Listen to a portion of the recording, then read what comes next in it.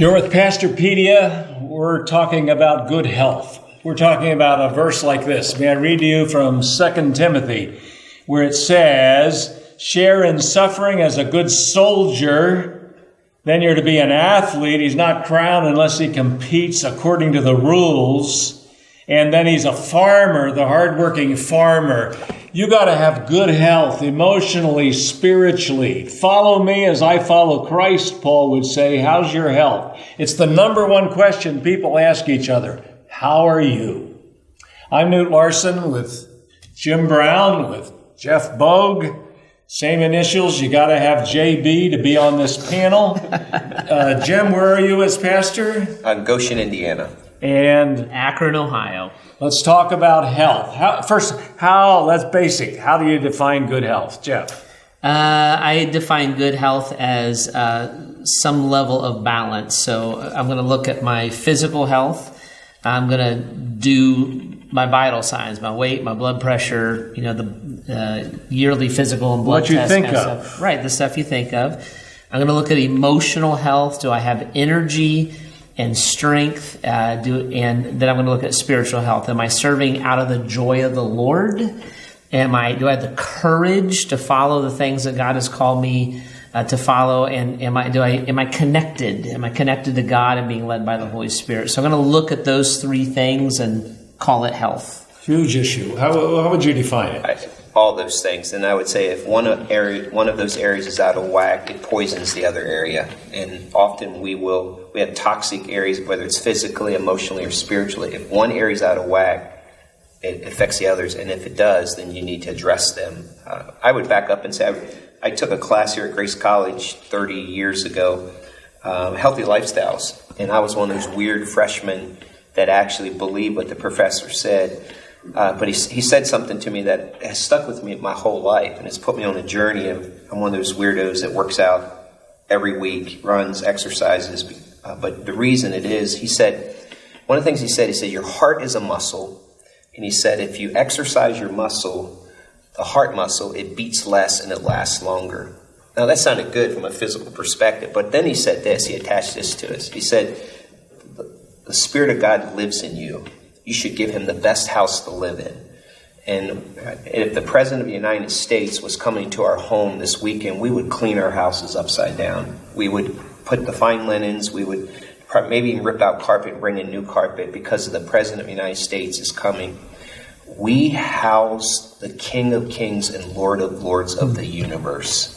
In your body. In our body. We should give him the cleanest temple to live in. And I was convicted by that, and that began a journey of trying to give the King of Kings, Lord of Lords, the best temple. And I'll follow up by saying this. I never want to stand before God one day and have him say to me, Jim, this is how I could have used you had you made better health choices. You've rendered yourself ineffective to be used because of these poor health choices. Wow. And it's a tough area because some people have, let's render your excuse from this session if you have physical things that you've got to guard and diseases or problems that way. But for the average person, man or woman, we're going to challenge each of us to stay in as best a good health as we can. Yeah. Emotionally, let's talk about that. What are some of your habits to stay in good emotional or relationship health? So for me, it's tied together. So when it comes to emotional health, I do believe, I agree with Jim, some of it comes from physical health. So you've heard the expression, you got to spend money to make money. You got to expend energy to gain energy. And so what I have worked hard to do is I have 6 children, so I want to spend time with my children, 5 boys, and I try to do my exercise as I'm spending time with my kids. So we play a lot of basketball in the driveway, right? And my boys are older now, so it is a workout to do that. When my body has energy and strength, I'm in a better mood. I have a better perspective, and I'm not in a relational deficit because I spent that time with my kids. My wife is a very active person. She's actually a world-class athlete, so she's very athletic.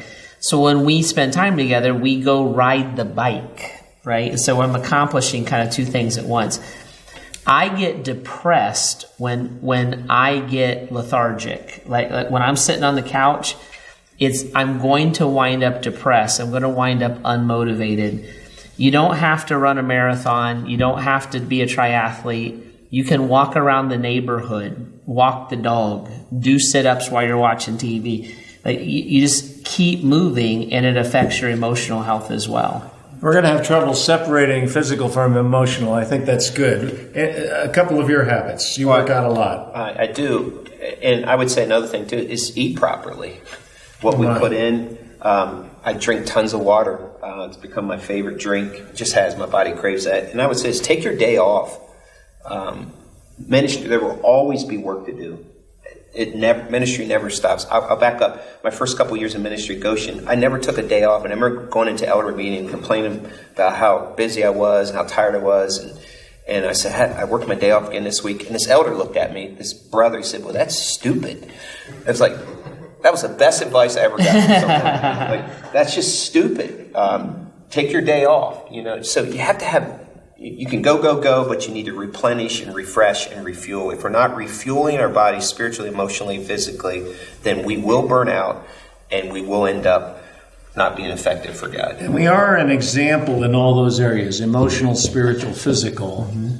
Follow me as I follow Christ, do as I do. That's fair, isn't it? Yeah, Newt, we often overlook Luke 2:52. The reason I'm passionate about it is a big piece of Fight Club, because so many discipleship ministries in your local church, few of them have a physical component to them. They just don't. We don't even address them. We don't even touch them. But Jesus, Luke 2:52 says, Jesus grew in wisdom, stature, and his relationship with God and man. Jesus grew intellectually with wisdom. Jesus grew in stature. That's health. Jesus grew in relationship with others, relationally, and Jesus grew in his relationship with his Father, which is spiritually. We get 3 of those down, but we often neglect the stature end of it. And that's a big piece of us. We have a physical body. We get one body. We can't trade it in every 3 years. So let's make the best of what we have.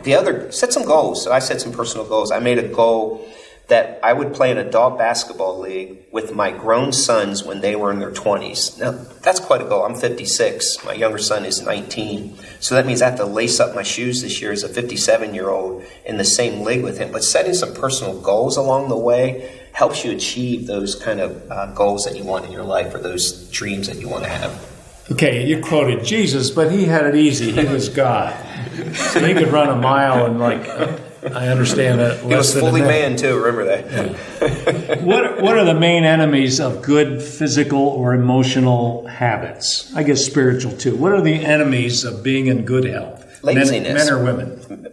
People are lazy. Just, there it is. Laziness. I think laziness can be an issue. For me, it's obligation. So by the time I work a 10 or 12-hour day, hit my daughter's soccer game, come home and put something in my mouth for dinner, and then land for the evening, it's 8:30 at night. And my daughter is in junior high. My older sons play varsity sports. I come home 10:30, 11 o'clock at night sometimes. They don't even start till the lights come on. And so my schedule overwhelms me. And so what I found is the biggest obstacle is my lack of intentionality. So that can be laziness, or that can be master schedule. I sometimes can do things that I can be at a class that starts at a time and I can be there consistently. There's 3-month windows I can do that. There's other times I can't do that, and what I have to do is I have to keep my running shoes in my car and grab a run when I can. There's other times I can't do that. So what I have to do is I have to say yes every time my kids say, Dad, do you want to play basketball, even when I don't feel like it. There's sometimes I can't do that. So what I got to do is I got to do my own yard work. I have to stay moving no matter what's going on in my life. I'm just not at the season of life where that schedule is going to play out every time. So for me, it's more of a commitment. Jim, I think what you said is huge. It's what you eat. Don't get the fried stuff. Order the salad. Pass on the pizza. Make it a treat, not a staple. sugar, all that kind of stuff. Because you're in a phase of life, at least I am, I don't have time to train for a triathlon. I have 6 children at home, right? And they don't want to run one with me. And I'm kind of glad they don't ask, to be honest with you. But I do have time to take a walk with my daughter and debrief her day, right? These kind of things is what I want to do. Here's another enemy. Excuse me. Yeah. Here's another enemy. Huge. This thing is so interesting. I can see what Trump just said a couple minutes ago, and watch anything, and I mean the big screen too. So we gotta schedule. You gotta schedule emotional marriage health. You gotta schedule physical health. And I would say, and actually, you were incredible. You were a great example to me, and your pastoring Akron. You would disciple as you exercise. So you would play basketball with all during the guys his lunch there hour. At the lunch hour. I have 2 friends, and they probably won't watch them, so their name is not Kel or Rick. But I have 2 friends, and we were sitting together the other night, and Kel, my one friend, just had a health crisis. My other buddy's like, I got to lose some weight. I'm like, me too. And I want to spend time with these guys. I said, let's make a pact. We're going to go to CrossFit together for 3 months. That will actually motivate me, because I don't like exercise. I'm different than these 2 guys. Exercise is a discipline for me, not a joy. But I like being with these guys, and I'll go do it for them. I need like that extra motivation to do it. So as you look at this discipline, you're just, especially as pastors or staff, draw it into your discipleship and your prayer time. When you have a meeting as a staff with a staff person of the same gender, go for a walk while you're talking. I have a quarterly meeting with my campus pastors. We go to the hiking trails and hike for 3 hours while we talk. It's just that kind of stuff. It just keeps you moving. You make yourself do it. Paul said to Timothy, we have the spirit of discipline in us. It's in us if we're walking in the Spirit. And there's also an 80-20 principle to live by. 80% of the time I'm eating healthy, but there's 20% of time that I'm going to splurge on something out of enjoyment. And so I would agree with Jeff. Like, I love to do prayer runs. It's great. You want to go out and pray for your church, run through the town. I run through our city. I ran through Iraq with 12 other men this past week. But use the discipline of prayer while you're running too. And I do it without music. It's my time to get out. And part of that is, I think too, that we've lost our all of God, AWE, and understanding who He is. And I think if you get out into creation, it refuels you and replenishes you. We're so stuck to technology, podcasts, and music. If we just get out in creation, take hikes and runs, we come alive in God's creation. There's something special about general and specific revelation. This isn't fair to make it so quick, but spiritual disciplines for the spiritual health, we're not even going there as much as physical and emotional. Emotional, there's a couple verses that just say, the one obvious one, don't let the sun go down in your wrath. Stay clean with relationships, marriage. Be careful. We hope your health is good. How are you? The most asked question that is ever there. Abraham Lincoln was responsible for saying every man over 40 is responsible for his own face. And he meant your mood and how you are physically. And we said we're discounting diseases and germs and some other things that cannot be helped and things that hurt you at birth. But when we can, be as healthy as you can. You stand in front of people in your class or even in a pulpit. Stay healthy. Be healthy emotionally. You're with Pastorpedia. We're going to have a lot of notes about this month. Please look at them and consider it and take care of yourself. I'm Newt Larson with Jim Brown and Jeff Bogue, and we thank you.